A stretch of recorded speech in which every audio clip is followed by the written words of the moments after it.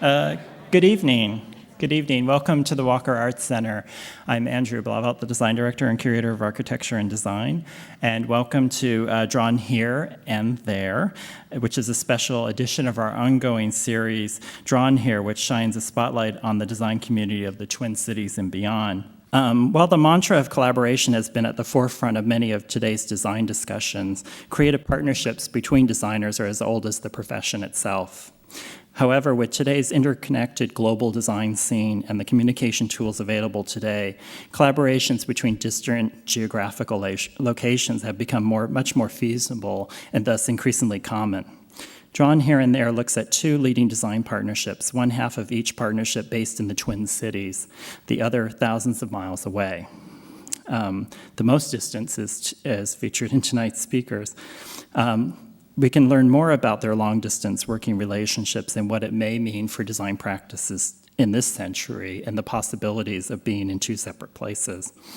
There is one note. Unfortunately, Kjell Ekhorn, who is one half of Non-Format, and he's based now in Oslo, Norway, formerly in London, was unable to make his flight because of actually, John will explain why. There's a very good reason. However, we will try to get him to join us in this presentation via Skype, maybe at the end of it. And you will have to give Kjell a standing ovation if he's able to do it, because there's a very interesting story behind this. Tonight, I'm pleased to welcome both Jon Forss of Non-Format and I guess virtually, Kjell Ekhorn. Jon is originally from Gloucestershire in Western England. He now resides in St. Paul, Minnesota, and the trajectory of that journey, I think I'll leave up to Jon to tell. In fact, it was a bit of a mystery. I think I came across some posting that said that half of Non-Format was located in St. Paul, Minnesota a few years ago, and I couldn't understand how they got that wrong. It's like, that's just not possible. I think they're in London. And so they became kind of a mystery, and even our own studio about, do you know anything about this person, or do you know why they would be listed there? And of course, we thought it was Kjell because he was Norwegian, so we just assumed that there was some kind of, family burial ground here that you would have to come back to, or some other story. So it's been a bit of a mystery, and we happened to be at an event actually in St. Paul one evening. We actually ran into each other, and the mystery was revealed, so that was great.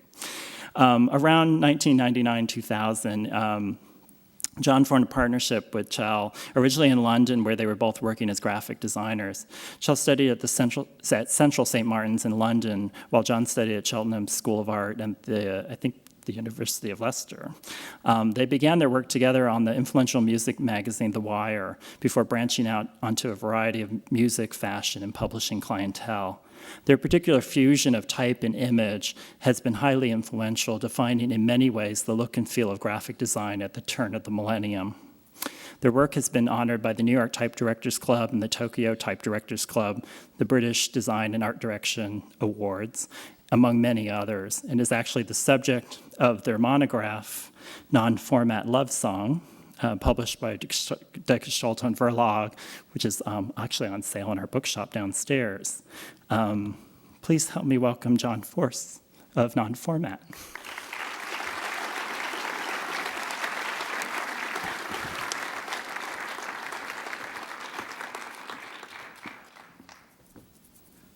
Thank you. Okay, I need a little bit of housekeeping here. I've got to just hide a few things and give my guy here the nod when I'm ready. This is what comes of trying to run too many things at once. So bear with me. Okay, let's do it. Okay, this is the point at which I normally say I'm Jon Forss and this guy here is Kjell Ekhorn. But unfortunately, he's got a couple of kids and they jumped on him a couple of weeks ago, and he slipped a disc in his back, and he's kind of lying down mostly. So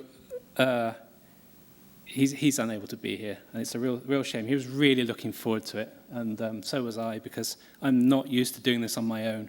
I'm very much used to doing it with Kjell standing next to me, because when I have those moments where I'm just unable to think, he jumps in with whatever I need to hear so that I can kickstart my brain back in. Anyway, I'll get straight on with it because I've got 400 and something slides to go through and 3,600 seconds in which to do it. So I've got 8 seconds a slide, and I'm just wasting time. So anyway, okay, who are we and what are we doing? We started working together in 1999, despite what it says on the screen. And I think we established our business in 2001, despite what it says on the screen. But we kind of decided that 2000 was the date that we were going to stick to. So that's our story. So we started working together in London between 2000 and 2007. And then in 2007, I decided to move here. It's a very, very long story. Why I made that decision. Just to cut a long story short, I'm now married.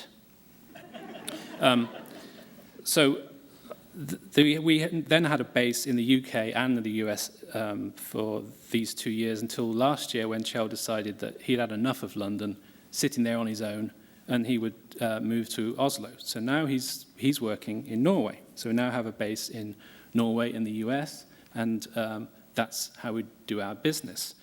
Most of it we do via Skype, email. We have clients all over the world, and it doesn't really matter where we are. We just get on with our work in our own space, and we kind of collaborate. Okay, one of the questions we get asked a lot, why did you call yourself non-format? And the answer to that is we were actually originally established as Jon Forss, and that is still the official business name, but we trade as non-format because every time the phone would ring and we'd say our name, we'd find that nobody could understand a word we were saying, and it was just getting to the point where we just about had enough. So we thought we're going to have to find another name that people can understand, because all those F's and S's, it was just a pain in the ass. So in the end, we decided we'd look for another source, find something that would give us a clue as to what our name could be that people might understand. We found this article in Emigre magazine, and I'll let you read it. You've only got 8 seconds. Basically, it dealt with obsolescence of digital data formats and all that kind of bollocks. But there was a line at the end that made me think, that sounds cool. I want to be non-format, especially if there's a wee chance that we might be mythical. Okay, I'm going to start. Before I show you any work, and I promise you I'm going to show you some work, but before I do that, I'm just going to take you through an average day or the timeline really for how we work effectively when we were working together in London versus how it works now in the US, now that I'm in the US and he's in Oslo. So there's a day. I'll just move it down a bit. There's Kjell. He comes into work. He comes in at 9 a.m. and he works till about 8 p.m. And then I come in at 10 because we agreed 10. But he would always come in an hour before me just to piss me off, just to make me feel guilty. And there I am, I leave at 8 as well. So we have a working day that runs from 9 a.m. to 8 p.m. That's pretty standard. Well, I don't know, it seems like, we would work fairly late. That's 11 hours. Now that Kjell's in Oslo and I'm now in the US, from my perspective, my day stays the same. But I have the benefit of having a co-worker that starts at 1 in the morning and finishes work at sometime around noon, my time. Actually, I've put this in as 8, and I realized that because I'm now married, 7 is more of a realistic time to finish work. 17 hours is now is pretty much the span of our day, if we're lucky. And that means we get a 3-hour overlap when we get to discuss where we are at the end of the day, what's been going on. And what's great about that is I will finish work. We used to finish work at 8, and we'd get to a certain point with a project, but we'd both be at the same point of that project. We go home, the studio's not doing anything. It's just lying dormant. We come back the next morning, and we're still at that same point with the project. Whereas now, we have this fantastic situation where I get up in the morning, and some work has been done. It's like some kind of fairies have come in and done some work in the night. And it's just I recommend it. I really do. If you have any partnership, just get 4,000 miles. Get at least 6 time zones between you, and you're in business. Sometimes we work a bit late, and then, or I might start early, and Kjell will start late, and we might get 5 hours between us, where we get to chat about what's going on before he goes to sleep, and I carry on. If we really, really work late, we can actually extend that to 10 hours. And the fantastic thing about that, of course, you can see that that's 24 hours of coverage. That means that we've got it. If the phone rings in either country, we got it covered.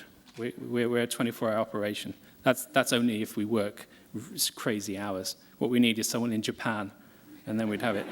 Then we really would have it sewn up. Anyway, so I'm now going to show you some work.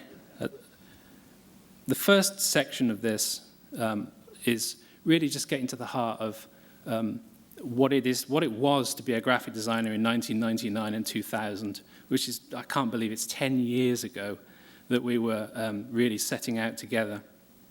And the attitude of design for us at the time was literally just type on image. You'd have an image, you'd have an illustration, and you would get some type and you'd slap it on. And there's nothing better than finding a brand new typeface and spending money on some new emigre font or whatever, and being able to play around.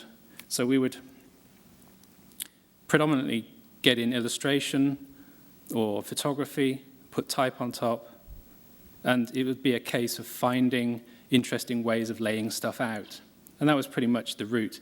What we did to try and make it interesting was we would make it three-dimensional. If you've got music packaging, we'd say, hey, let's just have a photograph, have no type on it, but the type only appears on the sticker. So you peel the sticker off, and it's just a blank sleeve. Or we'd concentrate on it being just type, in this case, illegible type.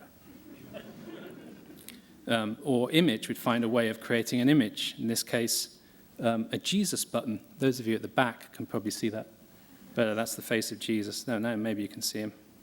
This is for a piece of music packaging for low recordings called Lo and Behold.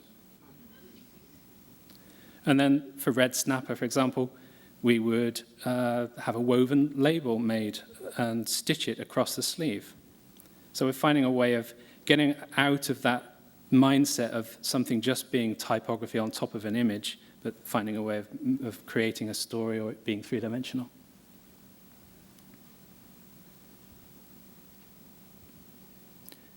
And then for the follow-up on this particular album, we really liked, they wanted to do a remix album, and we really loved this label because on the back of the label are all these crazy strands.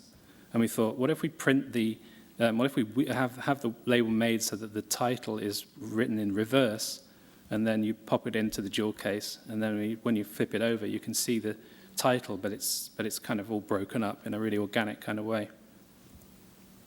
And we put the sticker on what we regarded as the back of the CD, but of course all the shops racked it that way around because rules are rules.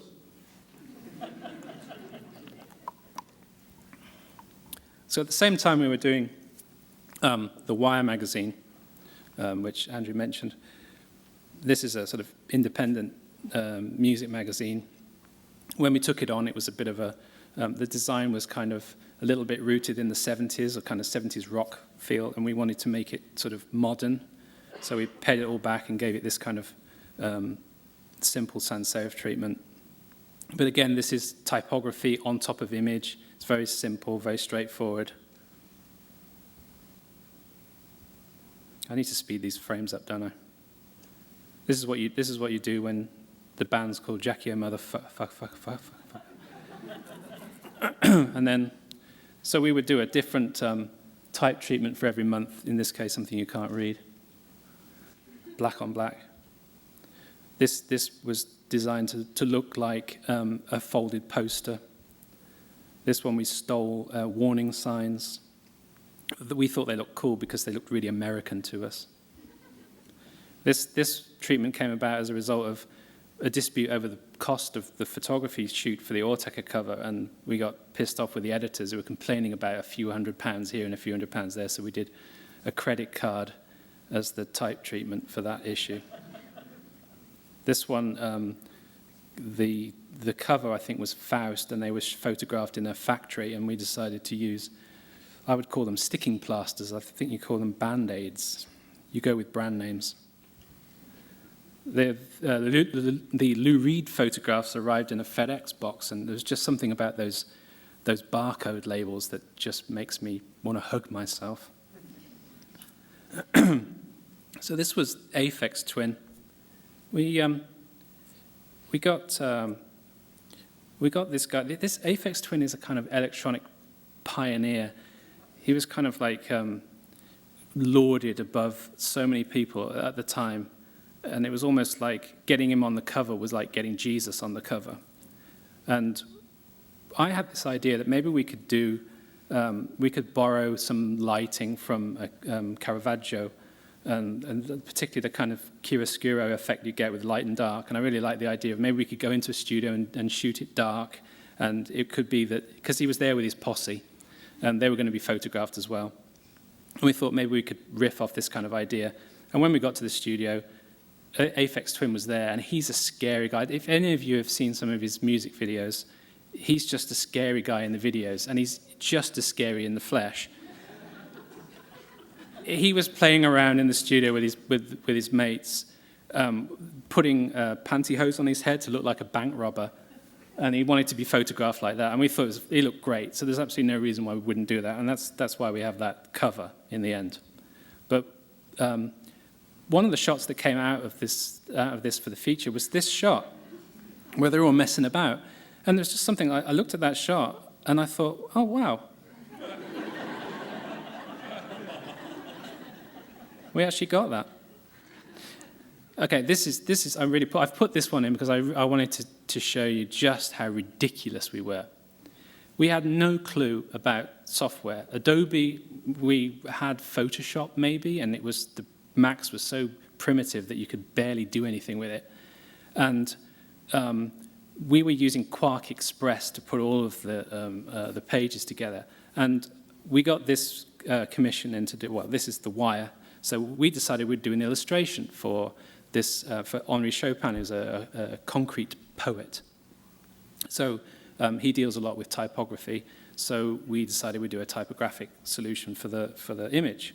So we thought, okay, let's take the photograph of Henri that we have, and let's render him in type. Let's do those ASCII T-shirts that you get where you have your photograph taken, and then they print your T-shirt with your image made up of like a courier typeface, so that the darker letters, everyone's seen this. We had that kind of idea. Let's do it so that we create this image with different tone values for each letter. So we got this text, which is basically just a description of what the typeface is. And then I sat in Quark Express changing every individual letter to a different tone value because I'm a fucking idiot.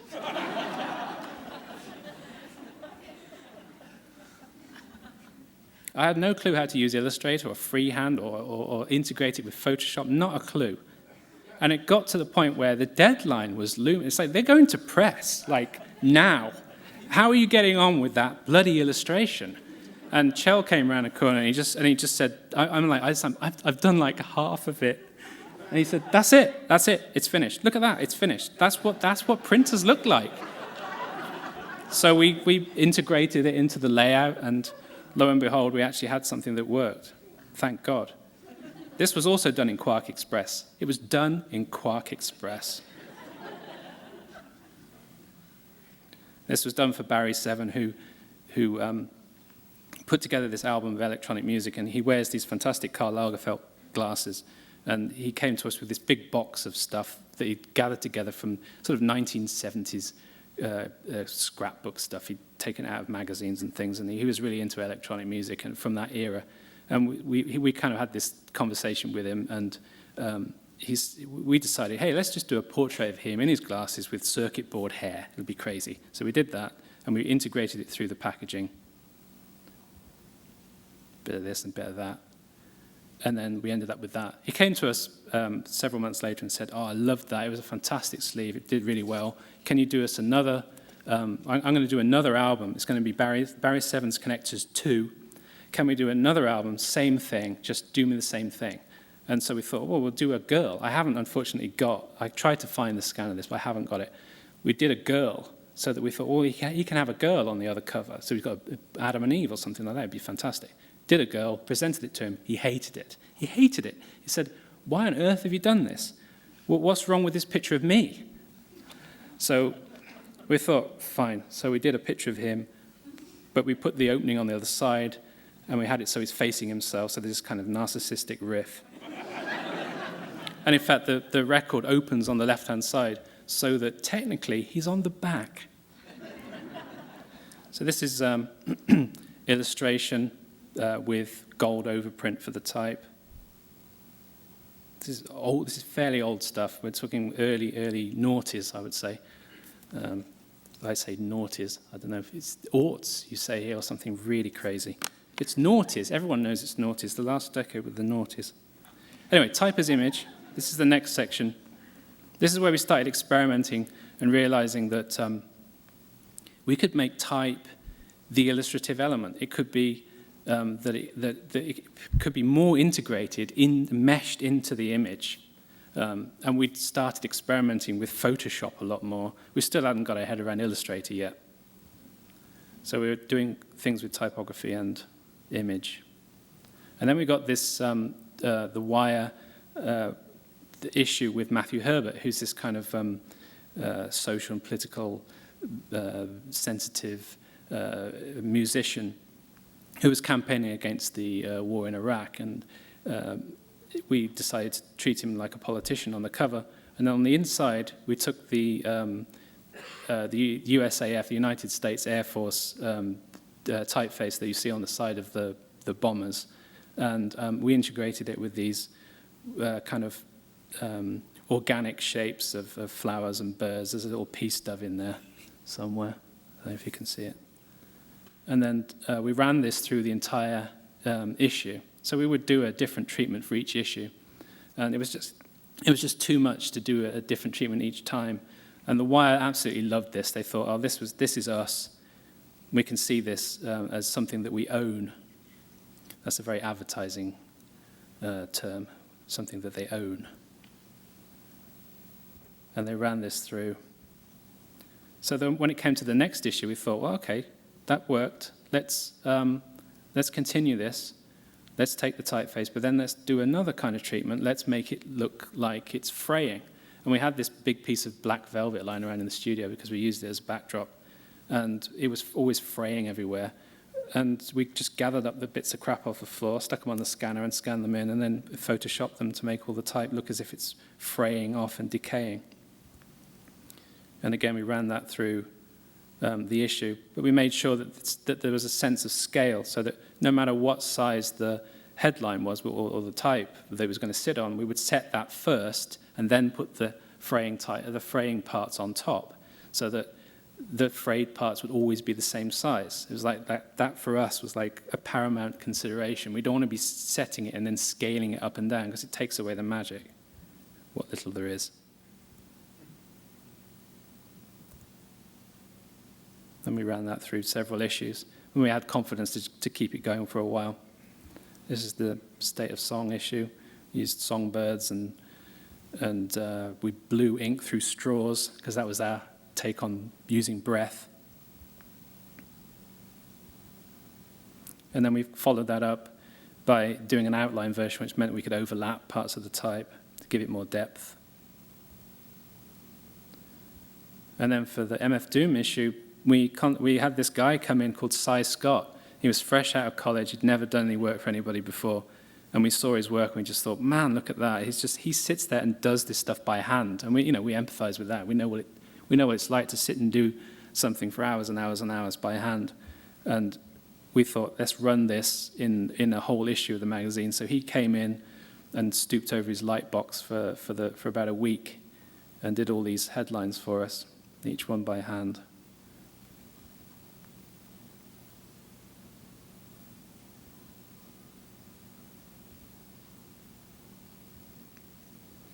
This is a cover that came about when we got the photo shoot, we got the photos back of the portrait of Alvin Lucier, and they were terrible. There was no way they were going to be good enough to put on the cover of the magazine.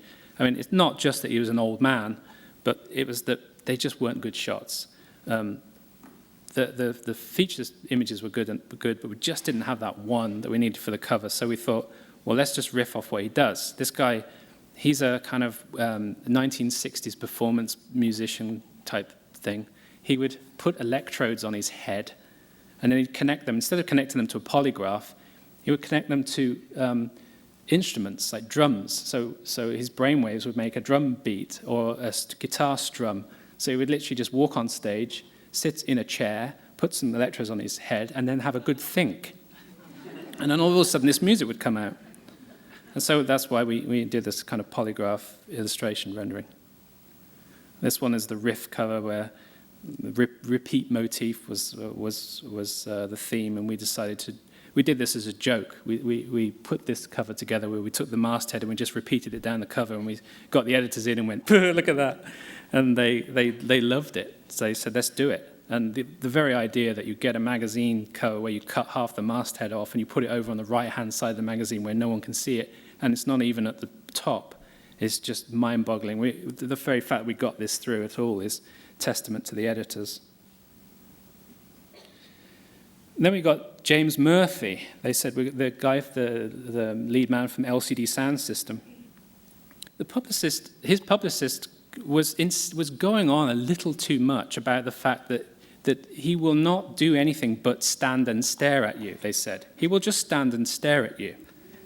And they gave us some examples, some press shot examples, saying, he will just stand and stare at you, and you won't be able to do anything with him in the studio. You won't be able to come up with any, you won't be able to make him do anything interesting. And there's examples of what he's like. And sure enough, he showed up at the studio, and we thought to ourselves, well, what can we do to make him do something? We thought, well, we could set fire to him, or we could throw water on him. Or we thought, well, actually, if we set fire to him, we probably have to throw water on him. So we thought, okay, let's throw water at him. So we told him that we were going to throw water at him, and he agreed, and he showed up at the studio. And I stood on one side of the room with a big bucket of water, and Kjell stood on the other side, and we both had waterproof stuff on, and he just sat there, and bosh, got this face full of water. And another. I'm really annoyed that I don't have a photograph of us two throwing the water, because I'd really like to have that on the wall. The poor guy was saturated. But we got our cover. That was the main thing. We got our cover. This was the last issue that we did of The Wire.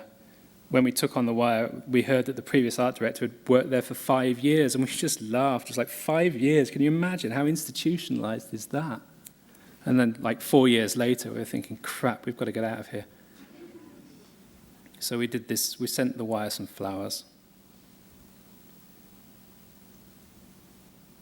And we were getting job offers from advertising agencies who'd seen our work, and they were sort of giving us the opportunity to explore those kinds of avenues. And this is one for Orange mobile phones, which obviously takes inspiration from the Wire features that we did. They wanted a Christmas one. But somehow, can you do Christmas and include orange? This one, they just wanted a big number 1, and I immediately thought of Stanley Kubrick's 2001. There's the ad. And then a record label calls and said, we've got this artist who saw your copy of The Wire, can we do something similar for your music packaging? So we created her a little book with similar illustrations, and we printed this on the sort of paper that you get in wedding albums. So it's translucent and allows you to see through the illustrations on the other side of the paper. So you get this fantastic sense of depth. You get a bit of a journey from light to dark. And then there were singles. And then, of course, the publishing industry want a piece of it, so we did a book cover for Sean Wilsey in the same sort of style. And then the Venice Biennale called and said, we want you to do a program for our theatre section. So we created a typeface and took soil and ash. It's called The Romance of the Ash, the theatre program that year. And we did the catalogue in 2 parts. So there's a main catalogue and a program that you could carry around in your back pocket. We held them together with a rubber band. Unfortunately, the rubber band was brown. We asked for a white one, and they all came in thousands of brown rubber bands. I was livid.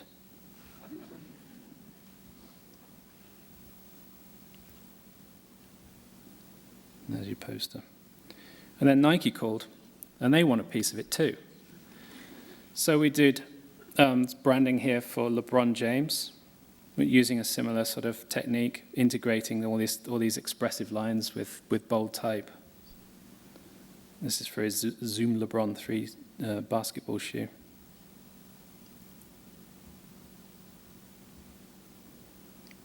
And they produced a shoe. We never got a pair of these, of course. T-shirts, integration into photography. And then we thought, we need to pare things back. We've been doing too much of this. We're going to end up being a one-trick pony, and that's a real worry, is that you get known for doing something, and you get commissions, and the money's coming in, and you know that you're going to get more commissions because they've seen something you've done. In the end, you just think you've got to have another string to your bow, otherwise you're in trouble. So we decided to. We were working on stuff that was a lot more hard-edged and darker in feel, and we decided that we would try and apply this kind of thinking typographically. But one of the projects that we did was this stupid tiger thing that Kjell adores. Hi, Kjell. This is it's a tiger. Trying to make the tiger look as ridiculous and pathetic as possible.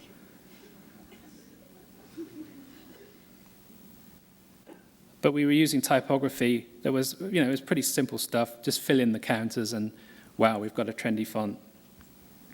But we decided that this was a kind of approach, this harder-edged approach was something that had legs. So we decided to really try it out. And when we got this project in from the Whitechapel Art Gallery in London, we produced we customized the typeface. So it had that kind of harder kind of aesthetic, because we just wanted to do something that was completely the opposite of all those flowers and leaves and butterflies. This was printed on Bible paper as an insert. This thing cost a fortune to make. I think they were like $50 or $60 a piece to make, and they sold them for $30. They made a loss on every one. But it ended up in the gallery, and it looked kind of nice. Just gold foil print. Then we started making typefaces out of the basic building blocks like Bauhaus teaching. Get a triangle, a square, and a circle. See what you can make out of it.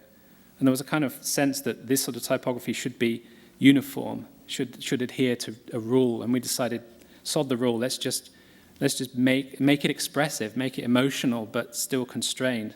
And we really like that idea of that you take something that's one. You take a rule and you take another rule, and you see whether you can make something else out of it.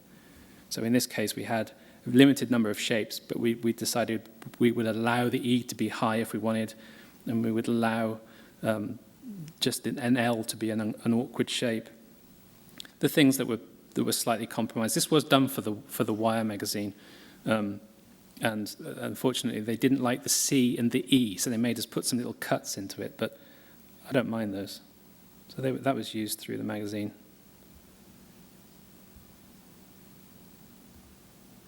And then building typography out of basic shapes again, but just taking it a little further, a bit less legible. That actually does say Hannah Huckelberg, believe it or not. And then for their follow-up album, Rickerstrasse 68, we sent this typography to an illustrator called Mario Hugo, who's just brilliant. He's a genius. And he created this wonderful ink kind of, saturated ink kind of piece for us, which worked really well. This was a commission that we got because Kjell's Norwegian, and he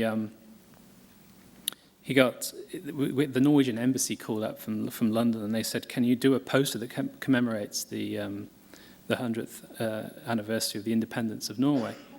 So this was the poster that we designed. We took the cheese slicer, which is one of Norway's kind of big inventions, and we created a typeface out of it. Kjell took this along to the embassy and showed it to the ambassador, and he just didn't get it.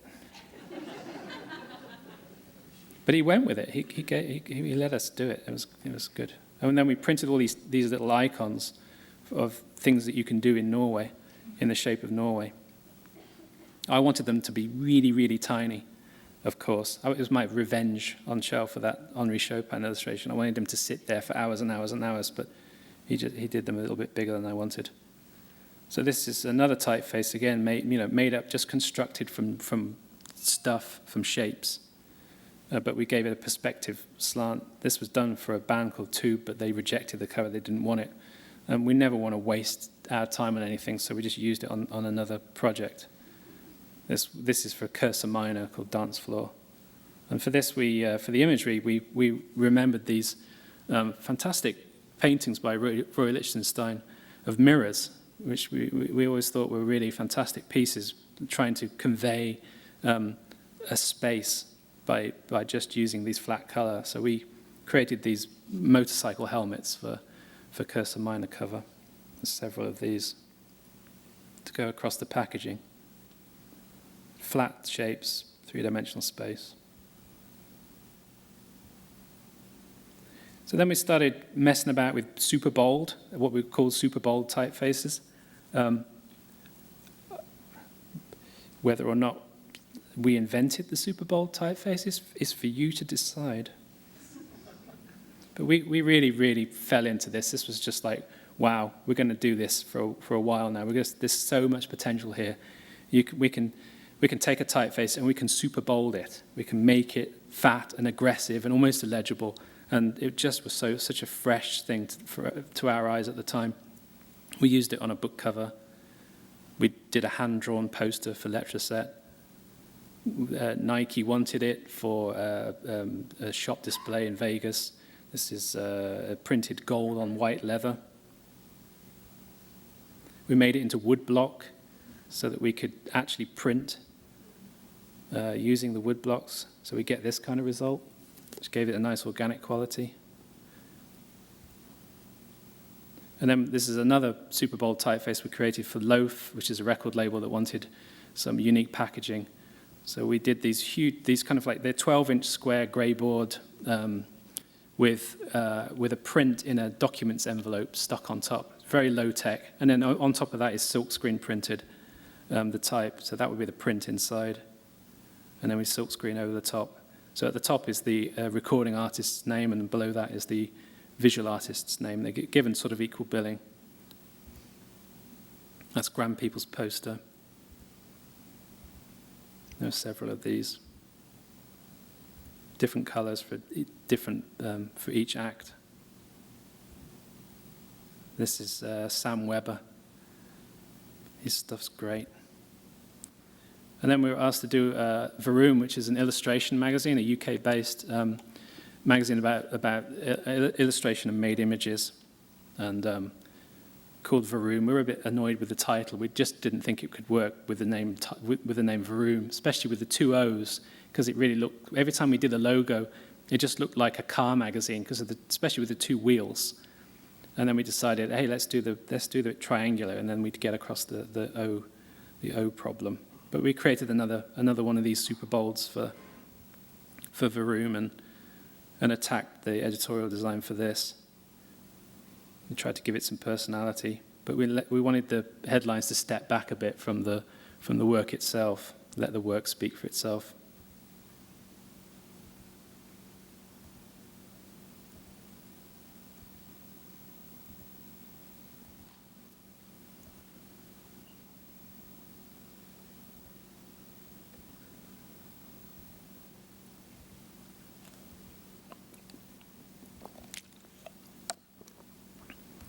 This was our last issue. We did 9 before we handed it back to them. And this was created by Alex Trochu, a Spanish illustrator. He does really great work, and we called him in to do this last issue for us. He's another one who's not afraid to make type a little bit illegible. It says, "This is illustration." And then on the back cover, he made it sink into the soup as a sort of farewell from us. And then Nike, good old Nike, they wanted some super bold for their football branding, and Mercurial. So we worked with them on this. This is for a music magazine that wanted us to do the lyrics to a Nas rap. And this is kind of like taking a slightly gothic stance on it. So refining it slightly, instead of it just being a simple bold shape, we actually give it some unique flavor so that we knew it was ours. Because we're sort of starting to see super bold typefaces cropping up. So we thought we really need to make sure that that we keep it evolving. So we started making these shapes a little bit more unique. More unique, listen to me.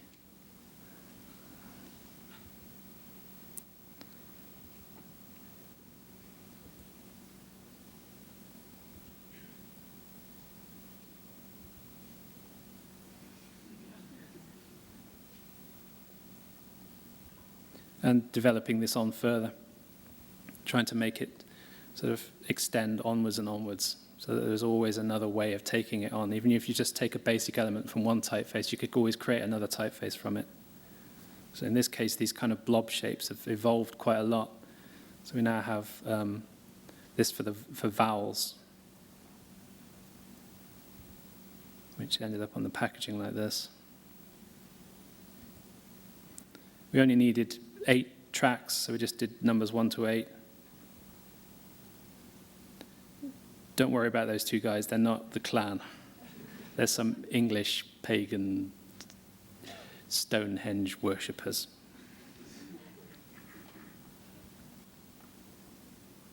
This is a reinterpretation of Planet of the Apes that we did with an illustrator called Hello Von. We asked him to do a big gorilla, and he did a fantastic job, but it just didn't have that. It didn't really say Planet of the Apes, so we put it into a silhouette of a human skull, which we think sort of amplified that a little better. And then again, some more custom type.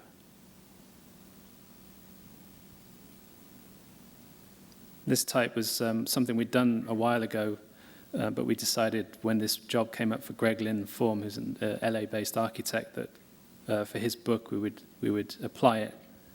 And we started using it for the title pages and really trying to just play around with just allow the type to be the image almost, so that the spaces in between the type are really as important as the type itself.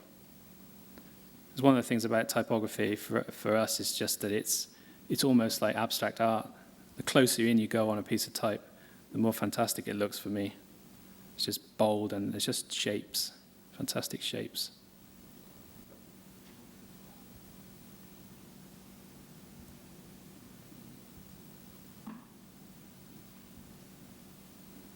That was a typeface that we created for Nike and then revisited for K-Swiss. They wanted something to celebrate the reissue of their classic tennis shoe.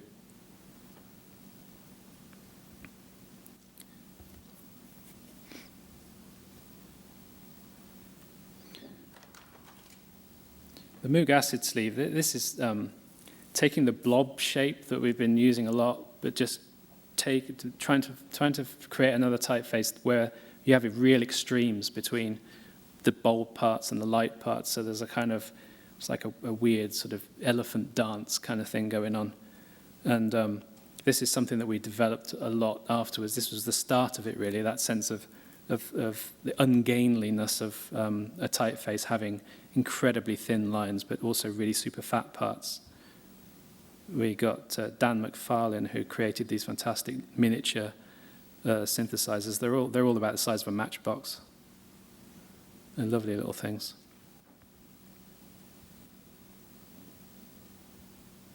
Gatefold LP. They still make them.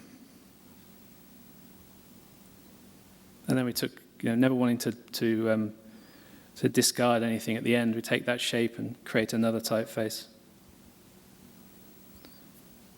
This is a cover for Computer Arts, which is a UK-based kind of, it's exactly what it says on the label.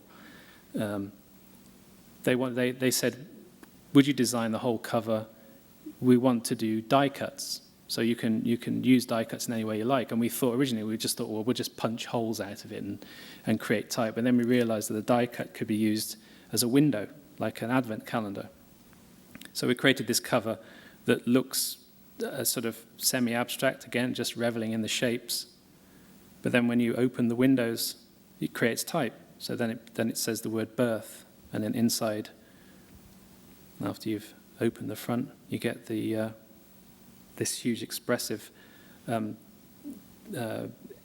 splash of color.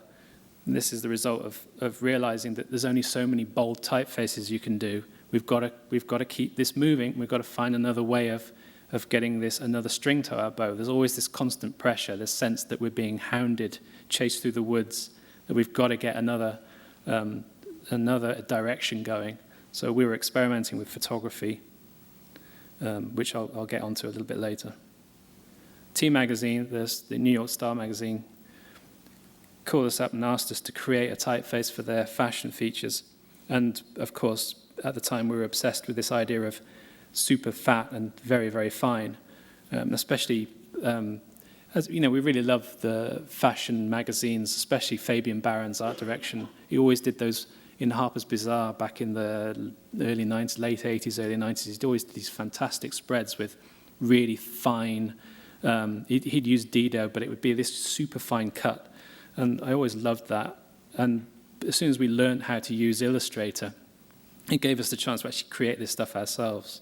So there we have a couple of different versions of each letter shape, but an opportunity to create something that could be used in a fashion magazine. And we tested it out with some well-known names, see whether they fit.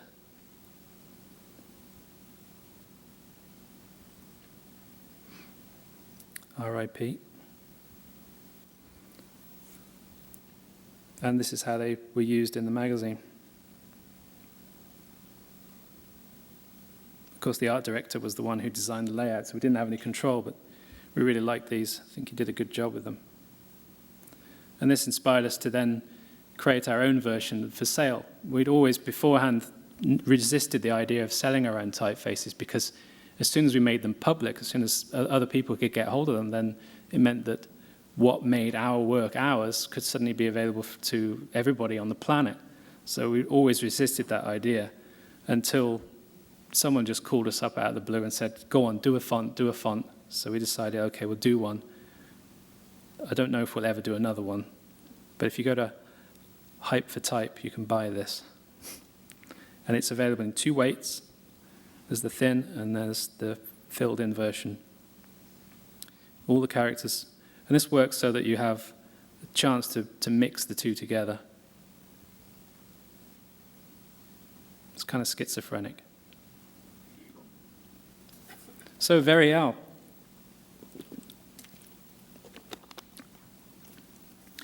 So Elle in Paris gave us a call and they said, we're going to do a special issue of the magazine. We're going to call it Very Elle. And we want you to do the art direction and the design of it. Can you do something amazing for us? So we did our best to woo them with some different mastheads and some different cover ideas. And we created a typeface for this. And we thought we were on a roll. This is going to be a nice job. They didn't want to use any of this, but they were really excited and they gave us the job. This was used. This is a typeface that we created. So there's again these very thin shapes and the fat shapes, but we added these curves to give it a more feminine feel. And we created a typeface that could be extended so that you could push the lines together and move the typeface out of the way. So the N of Janice there can be just extended out, so the 2 L's from Rebel can slot in underneath and can extend that B so that everything can all fit together really tight. So every single headline had to be created individually. And these are really the best examples of what came out of this magazine. We didn't think it was. It's always difficult when you do one issue. You're just finding your legs, and we were hoping that there would be another issue and another issue, but then there was the big crash, and I don't think we'll be doing any more for them. But we found out that Nicole Richie was going to be on the cover, and they showed us the photos, and our hearts sank. We just didn't see anything there that we thought was going to work. But we tried a few cover ideas for them, and I don't know. It would have been nice if it had looked even like this, but unfortunately, and we suggested a Janis Joplin cover. We thought, hey, how about you do this instead? But they weren't buying it. That's the cover that we ended up with. This is not something we show, so it's going off the screen. What can you do? So another question is, are we illustrators? Well, yes, I suppose. We never really trained as illustrators. We don't think of ourselves as illustrators, but we have done illustration work, and we do illustration work. It's just that everything is so blurred now, the boundaries between what's a designer and who's an illustrator and who's a photographer, that we just do what we do. Call it what you like. These are all done for Coke. This is about as friendly as we get. The Economist.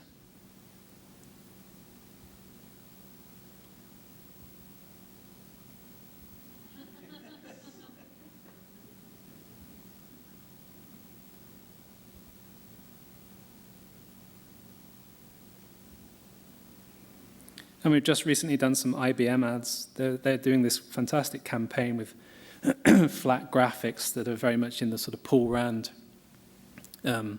realm. They're sort of reviving that feel.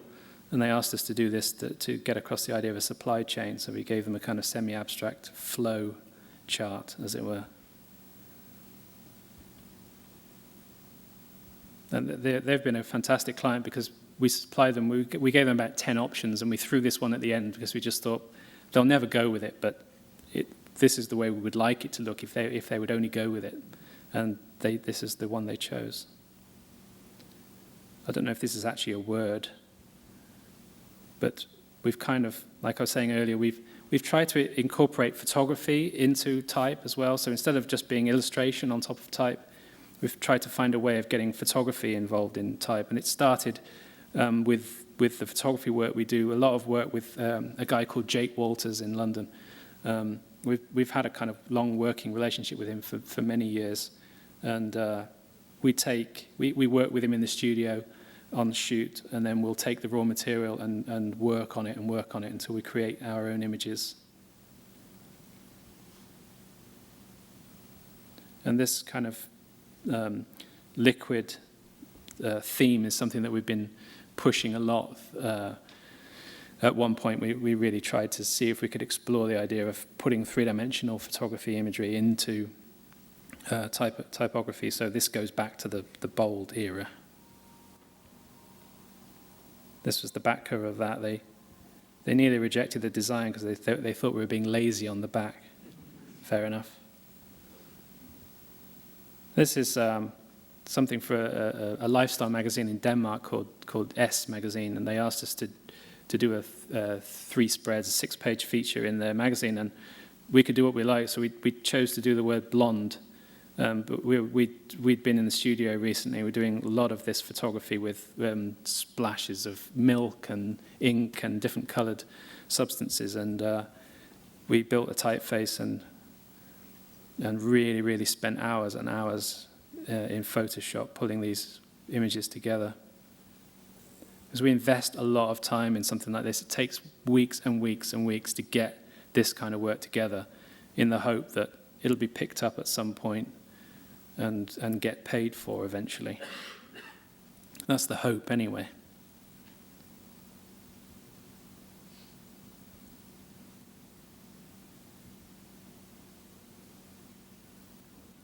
This is a very recent project. How am I doing for time? This album has just been released in the UK. And again, it's taking the same theme, but applying it to this music packaging.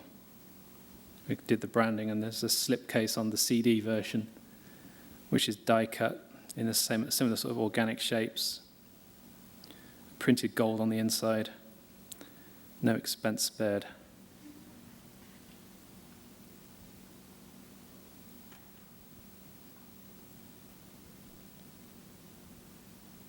And this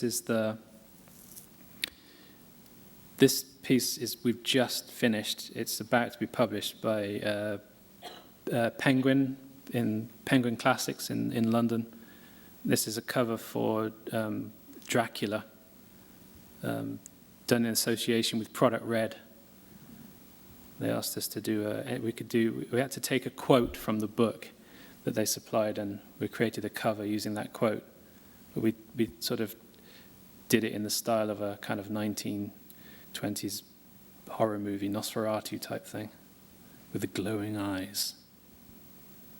And that's the finished cover. Although, to be honest, I wish it looked like that. Too much color.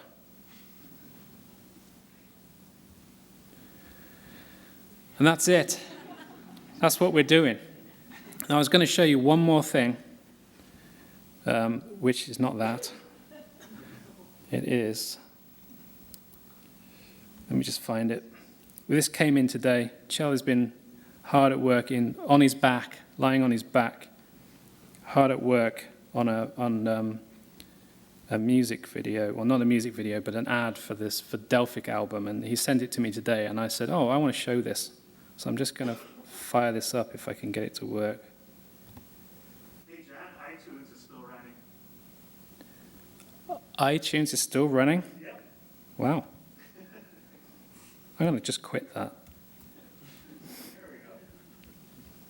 Sorry about this. And this is, it's not the slickest presentation now, but it just came in. Let's see if I can get it to work. Is the sound on? Yep. Cool. This is Delphic, and their debut album, Acolyte, includes the singles Doubt and Halcyon.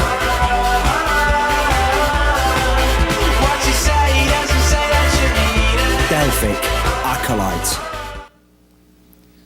So that's what we're doing for the next 10 years. We're going to make things move. Thank you very much.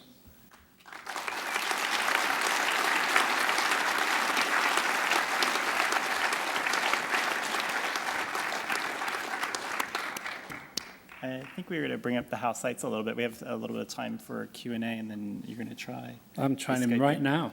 We're I'm not trying. wasting any time. We're seeing if we can do the Q&A with Yeah. and John.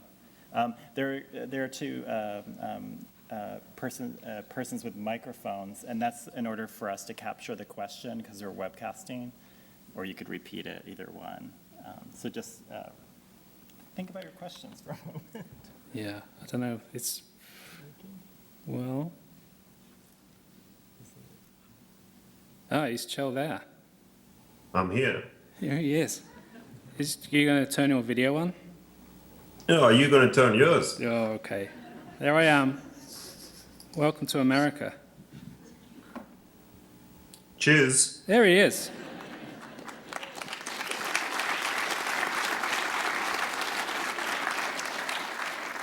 Kjell, live from Norway. At 3 a.m, that's worthy of an applause, I would say. Did you get any sleep? Yeah, I slept. You're giving away our sources. Is that a Tokyo Type Directors annual you've got there on the side? No, I don't think so. No. We can't see that. That's good. So maybe someone's got some questions for us. I don't know, maybe they will. Or we could just have a chat. I just showed the Delphic ad. Oh, yeah. Yeah, it was nice to see it on the big screen. Cool. Is anybody going to ask us a question? Yeah, the one there up in the right corner there.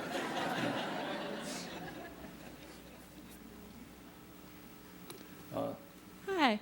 How did you get into motion if you haven't been doing that, or it seems you haven't been doing that for about 10 years, and then all of a sudden you have started doing that? Did you hear that? No, Oh, okay. The question was, how do we get into motion? We've been working for 10 years and we haven't made anything move. And then right at the end, I throw in a wild card. I show them something that moves. So how on earth did that happen? I think we've been seeing quite a lot of our stuff moving, so to speak. So we felt that it was probably smart for us to actually do some of that ourselves. So a lot of the moving stuff that you see around is inspired by print graphics. So and it's a kind of natural progression, I guess. But it's hard for us because we have to get our head around brand new software that we're not used to. But that's beautiful because it gives you the opportunity to make all those mistakes again. Absolutely. It's best to be a rank amateur, isn't it? Absolutely. Yeah. Does that answer your question?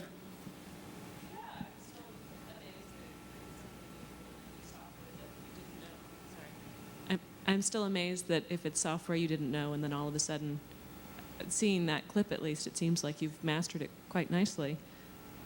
Clearly that didn't happen overnight. No. It's still impressive. It happened over my night. I got up in the morning and it was done. Yeah.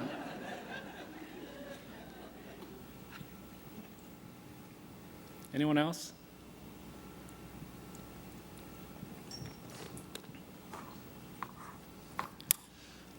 Have there been any like desirable or undesirable side effects since you've switched to being so far away from each other?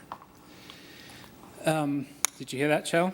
No, I don't hear them that Okay. well. The question was: are there any side effects to moving away? So is that was that the question for being so far apart now? Yeah. Are there any side effects? I guess any bad points? Or good? I think it's been very healthy for us because we were kind of, growing a little bit too close while we were in London, I guess. Yeah. Too much hugging. There was too much hugging, wasn't there? Yeah. It was just if one had a little cry, then the other one had to sit and cry too, you know. It's kind of good not to see everything, I think. Yeah. And also because we worked together for so long, we kind of know each other. We don't really surprise each other, even though we're so far away. You know what you can rely on. So I think it's been mostly very, very good. I tend to agree with that. Yeah. I think it would have worked not as good the other way around. If you worked like this for 7 years and then moved together, you know. Yeah, that might have been a bit strange. But yeah, definitely. I mean, working for 10 years with somebody, you get to know them, inside out. So then when you're apart, you can rely on certain things. But I did find that having Kjell sitting right next to me and looking at my screen constantly, you could just glance over at my screen and you get very self-conscious about what's on the screen at any time. And you just get that horrible feeling that he thinks what you have on your screen is shit. So, just being able to spend a few hours working away on your own and not worrying about what's on your screen because he's never going to see it until you send it to him, that's great. I think that really helps me. I don't know whether Kjell feels the same way about that, but certainly helps. It's a little bit shit for me, actually. Because you're used to it's shit for you. You actually like to see the crap on my screen. It's very nice to see what the other person is working on, but it's a different beauty to actually get it served in the morning like that, like we are getting now. It's fantastic to turn on the machine and find that stuff has moved along, and you feel that you have had a very good night's sleep. Not tonight, obviously, but no, you'll get nothing. You'll get nothing tomorrow morning. I'm sorry. Although, yeah, never mind.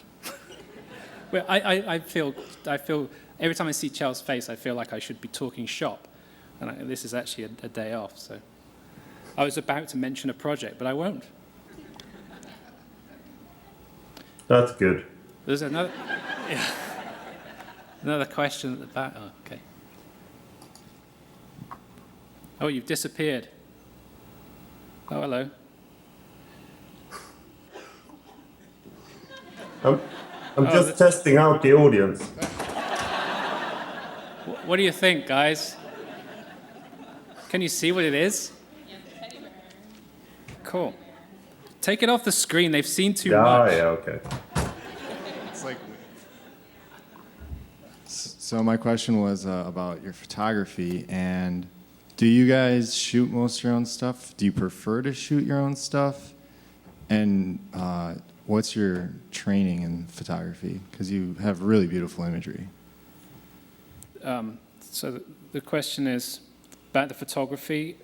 Are we kind of trained to do our own photography? I feel like I'm relaying this and saying a completely different question. No, it's good. Is that right? It's like, Yeah. how do we sort of get into this discipline of adding photography? Do we work with other photographers? I'm going to let you answer all the questions. No, just answer it. All right. Well, we do work, as I mentioned a little earlier, we work with Jake Walters. He's one guy that we've worked with an awful lot. And if we ever have an idea and we feel like it needs taking into the studio and shooting, then he's the guy we tend to work with because we just have such a great rapport with him. Anything you want to add? No, I think that's true. We like working. I mean, we like working with images. We work quite a lot with kind of stock images as well. If we find that is, we like playing around with stuff, just like we do with typography. We play around with photography, and it has not that much in common with being neither a typographer nor a photographer, really. Because that James Murphy image, you guys said you were throwing water at him. So someone else was shooting that, but you guys were creating the action, I guess. Yeah, I mean I guess that is getting involved in the photo shoot for sure. Yeah, I mean the idea of throwing water on him was our idea, and the very idea that somebody else would be throwing the water is just ridiculous. There's no way anyone else is going to get that. So job. I guess I was just kind of like, do you do that a lot? Do you get really hands-on with the photographers?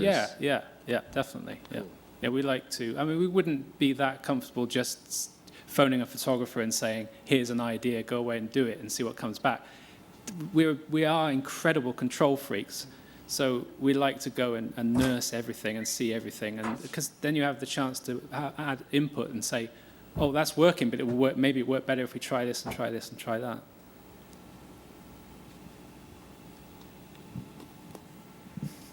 Nothing. No, I'm just staring at you, John. Okay. You can only see me, can't you? I'm afraid. I can only see you. Yeah. Maybe I should just give you a little treat. I'm going to turn this around, and you can see all these wonderful people.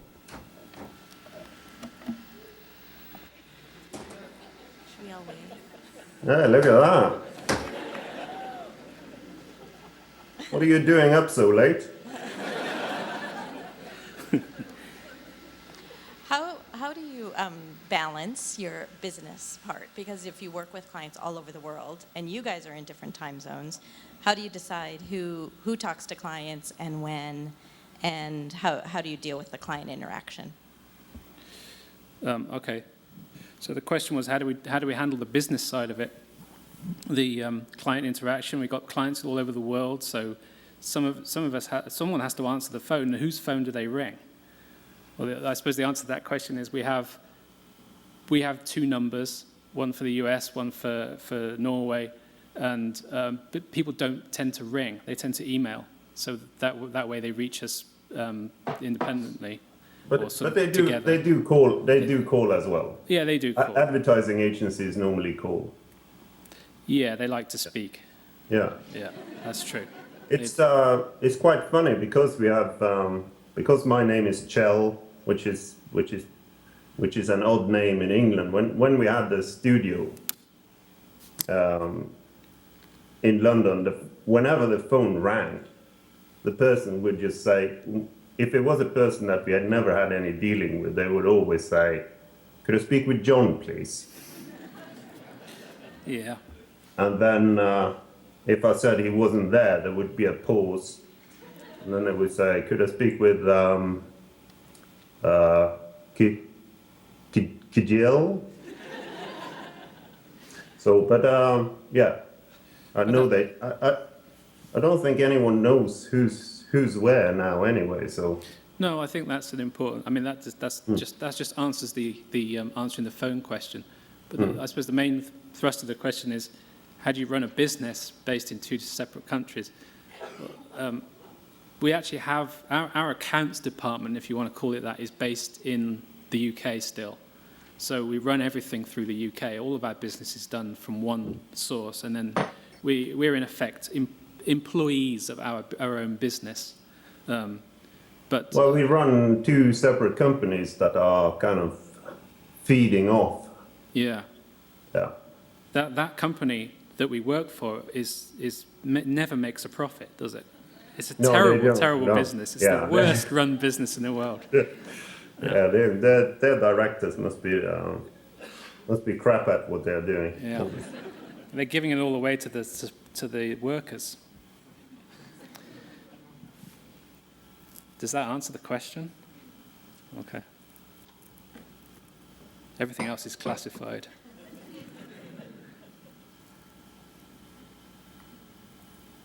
That's it. I get the feeling. Oh no, it's not. Hi there. I was just wondering, since you showed us some of kind of how your work has evolved, do you see yourself kind of going backwards at all and maybe, I guess, using the scanner and putting the dirt on there and using those methods again, or is it just kind of more of this forward evolution and going into typography and movement with photography?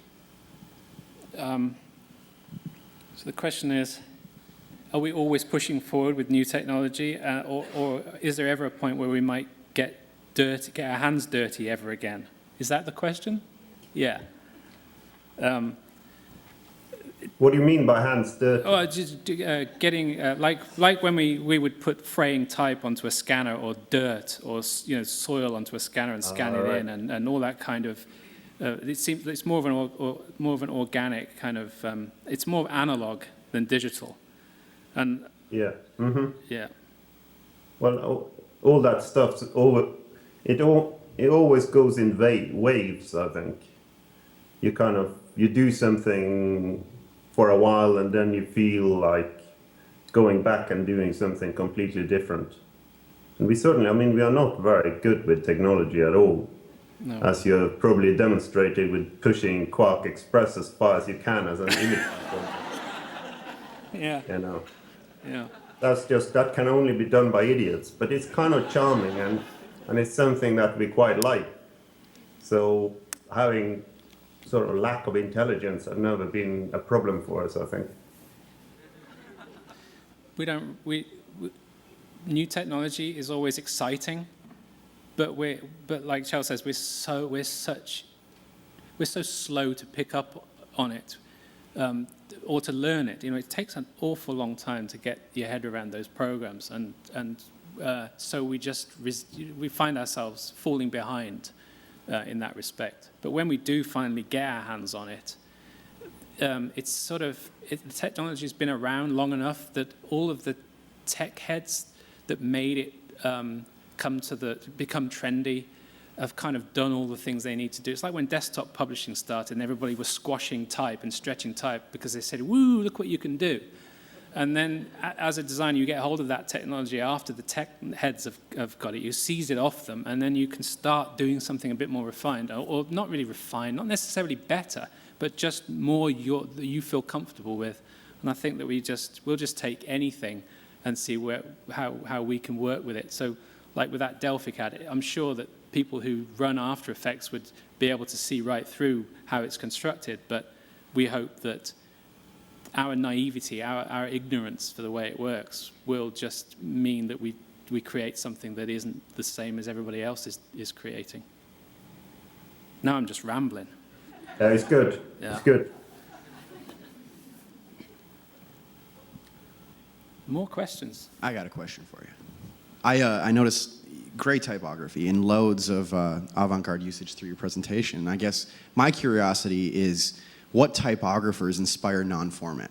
I noticed that, there's a lot of breakdowns between, I see what I would consider Lubalin graph and beautiful, beautiful usage of that, and serif Gothic, and I could even say maybe Herb Lubalin in that aspect. But what typographers really inspire non-format?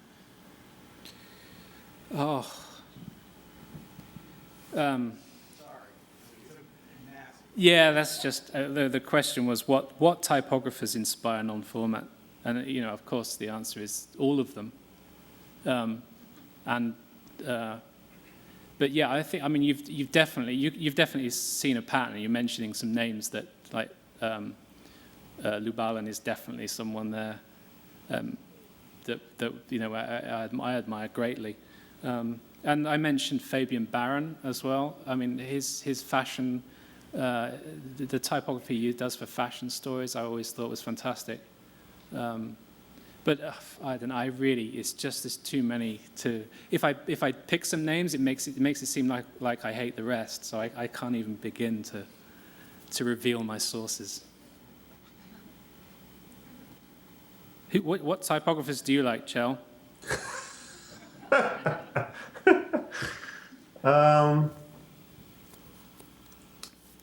I go with you, I think. I greatly admire all of them. Yeah.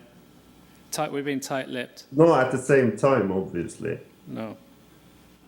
Yeah, I mean, I think things come in and out of fashion as well, and we're very guilty of being influenced by the fashion of things.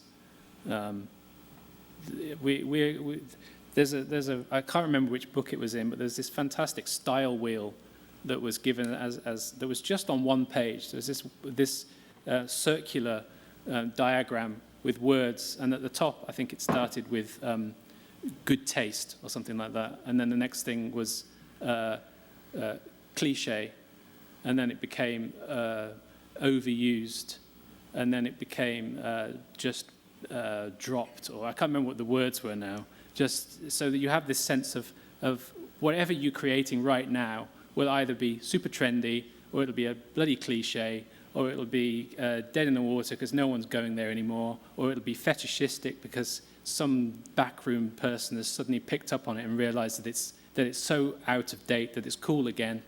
And then it just goes round and round on this wheel. And we saw that and thought, wow, that really puts things into perspective. You can look at anything on the planet, and regardless of what it is, we've been asked to do packaging for a music, an album that is basically yacht rock. And it's like, we just heard it, and it's just like, oh my God, this is Don Fagen, or whatever his name is. It's like, who wants to listen to this? And of course the answer is a generation that have never heard it before. And so it's the same with typography. We look back at stuff, and we try to look forward at stuff, and it's all up for grabs. But of course, there is no fixed point at which something's good. That's always moving and always shifting. I don't know if that answers that question. I'm just answering my own questions, the ones in my head. You always do. Yeah, I know. I know.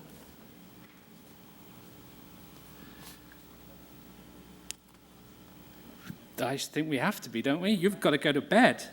Yeah, so are you soon. Yeah, true. So it's a lot of work waiting for you. Oh, crap. Go and get some sleep, man. Yeah. Okay. It was nice to see you all.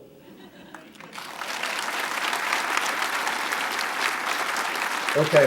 Speak to you tomorrow. Yeah. Bye-bye. He's gone.